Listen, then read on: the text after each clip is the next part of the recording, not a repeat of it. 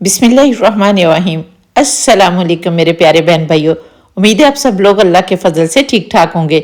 मैं हूं मुस्कान खान और मैं आप सब लोगों को अपने चैनल मुस्कान डेली कुकिंग पर वेलकम करती हूं।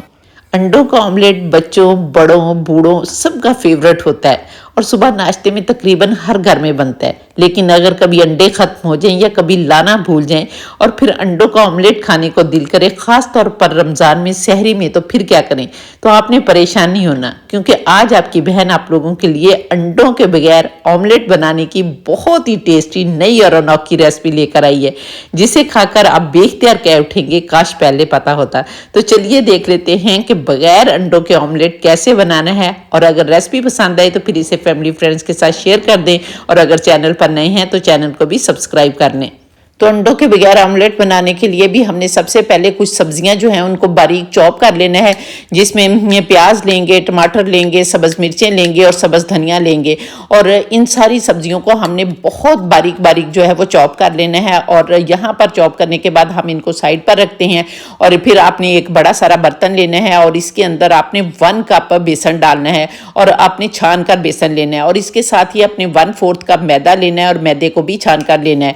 और फिर आपने 1 टीस्पून इसके अंदर बेकिंग पाउडर डालना है, 1/2 टीस्पून नमक डालना है या फिर आप लोग अपने जायके के मुताबिक नमक डाल सकते हैं। 1/4 टीस्पून हल्दी पाउडर डाल दें और 1/2 टीस्पून कुटी लाल मिर्च डालनी है। और फिर आपने इस खुश्क बैटर को ही बहुत अच्छी तरह से मिक्स करना है ताकि सारी चीज़ें जो है वो यकजान हो जाए। खुश्क बैटर को मिक्स करने के बाद आपने इसमें 1/2 टीस्पून कुटी सब्ज़ मिर्चें डाल देनी है और फिर थोड़ा थोड़ा करके पानी डालकर विक्स की मदद से आपने इसको अच्छी तरह से घोलना है। और थोड़ा थोड़ा पानी ही आपने डालना है, क्योंकि अगर आप एकदम ज़्यादा पानी डाल देंगे तो वो लम्स बन जाएंगे, गुठलियाँ बन जाएंगी। और इसलिए थोड़ा थोड़ा पानी डालते जाएँ और इसको मसलसल विक्स की मदद से मिक्स करते जाएँ। और जितना ज़्यादा अच्छी तरह से आप इसको फेंटेंगे आपका ऑमलेट उतना ही ज़्यादा फ्लफ़ी बनेगा।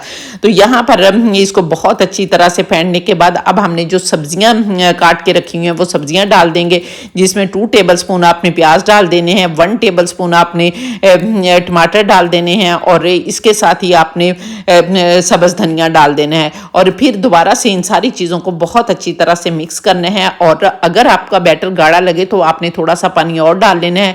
और यहाँ पर देखें, मिक्स करने के बाद इस तरह की फ्लोइंग कंसिस्टेंसी इसकी होनी चाहिए। और इस तरह की फ्लोइंग कंसिस्टेंसी होगी तो आपका जो ऑमलेट है वो बहुत मज़े का बनेगा। तो यहाँ पर देखिए हमने बैटर तो तैयार कर लिया। तो चलिए अब चूल्हे पर चलते हैं और देख लेते हैं कि इसको कैसे बनाना है। बिस्मिल्लाहिर्रहमानिर्रहीम। तो अब हम चूल्हे पर एक फ्राई पैन रखेंगे और इसके अंदर अब हम 1 टेबलस्पून ऑयल डालेंगे। यहाँ पर मैं मस्टर्ड ऑयल का इस्तेमाल कर रही हूँ, जो कि हमारी सेहत के लिए बहुत फ़ायदेमंद होता है। आप लोग जो भी ऑयल इस्तेमाल करना चाहते हैं वो कर सकते हैं। और इसको पूरे फ्राई पैन में हम एक दफ़ा घुमा लेंगे और घुमाने के बाद अब यहाँ पर आपने बैटर डाल देना है। और चूँकि ये फ्लोइंग कंसिस्टेंसी है तो खुद ब खुद ही शेप पकड़ लेगा। और यहाँ पर मैं 1.5 ये कप के हिसाब से बैटर डाल रही हूँ और इतना इनफ होगा। और फिर आपने फ्राई पैन को पकड़ना है और इसे हिला देना है या ये खुद ब खुद जो है वो शेप ले लेगा।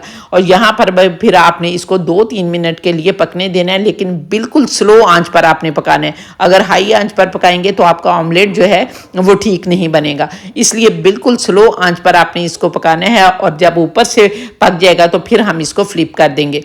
तो इतनी देर में अगर आप लोगों ने मेरे चैनल को सब्सक्राइब नहीं किया तो प्लीज़ जल्दी से चैनल को भी सब्सक्राइब कर लें और साथ बने बेल बटन को ज़रूर दबा दें ताकि मेरी हर नई वीडियो का नोटिफिकेशन सबसे पहले आपको मिले और आप लोग मेरी यूज़फुल वीडियो से फ़ायदा उठा सकें।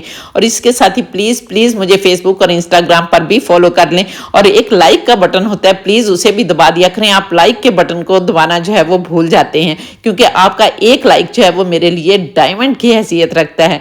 तो यहाँ पर देखें माशाल्लाह अल्हम्दुलिल्लाह हमारा जो ऑमलेट है वो बनना शुरू हो गया है। तो अब हमने हल्का हल्का जो है इसके किनारे जो हैं वो इस तरह से अलग कर लेने हैं। और जब किनारे अलग होंगे तो फिर आपने फ्राई पैन को जो है वो हिलाकर देखना है। और वैसे भी आपने नीचे से उठाकर देख लेना है कि इस साइड से हमारा ऑमलेट जो है वो पका है या नहीं। और जब आप फ्राई पैन को हिलाएंगे ना तो वो हिलना शुरू हो जाएगा, तो इसका मतलब है हमारा जो ऑमलेट है वो नीचे से पक चुका है। तो फिर अब हमने हल्का हल्का जो है वो ऑयल या बटर, कोई भी आप इस्तेमाल कर सकते हैं, बटर भी इस्तेमाल कर सकते हैं, डाल देना है ताकि और अच्छी तरह से ऑमलेट हमारा नीचे से जो है वो जूसी सा बन जाए।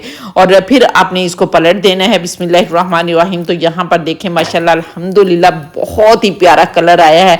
और इसी तरह से अब हमने 2-3 मिनट के लिए इधर से भी पकने देना है और फिर हमारा ऑमलेट जो है वो तैयार हो जाएगा। तो यहाँ पर देखें माशाल्लाह अल्हम्दुलिल्लाह हमारा बहुत ही मज़े का ऑमलेट जो है वो बनकर तैयार हो गया है। इसे हम निकाल लेते हैं और आप देखें कि कोई लगता है आपको कि ये अंडे का ऑमलेट नहीं, और आप यकीन करें कि जब आप इसको खाएंगे ना तो आप तो कहेंगे कि वाकई अब अंडे लेने की तो ज़रूरत ही नहीं है, इतने महंगे अंडे आते हैं, घर में बेसन होता है, पकौड़े बनाए जाते हैं। और अफ्तारी में आप लोगों को पता है कि पकौड़े तो बनते हैं और घर में बेसन तो मौजूद ही होता है, तो क्यों ना उससे ऑमलेट जो है वो बना लिया जाए। और फिर मज़े की बात यह है कि ये वाला ऑमलेट जो है ये शुगर पेशेंट के लिए, ब्लड प्रेशर वालों के लिए और मोटापा दूर करने वालों के लिए तो बहुत ही फ़ायदेमंद है।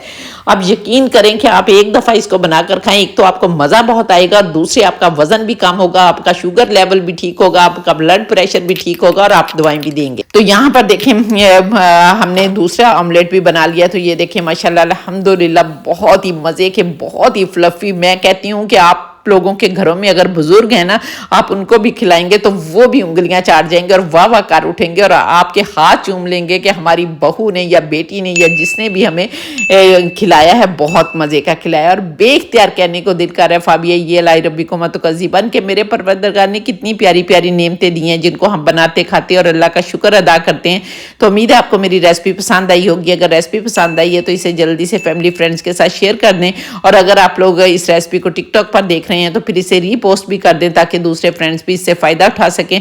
और इंशाअल्लाह ताला नेक्स्ट वीडियो में आपसे दोबारा मुलाकात होगी। तब तक के लिए अपना बहुत सारा ख्याल रखिए और मुझे भी अपनी दुआओं में याद रखें और इसके साथ ही इजाज़त दें। अल्लाह हाफिज़।